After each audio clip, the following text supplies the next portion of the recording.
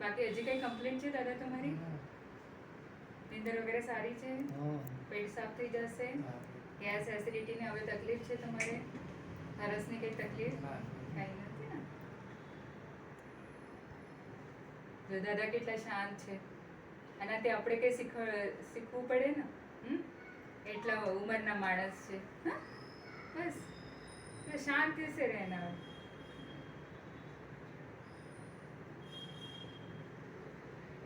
दवाई का असर आने में 2-3 महीने लगते हैं ब्रेन शांत होने में. तब तक है ना थोड़ा ध्यान दीजिए आप. विचार वायु कम रखिए तो खींच नहीं आएगी आपको.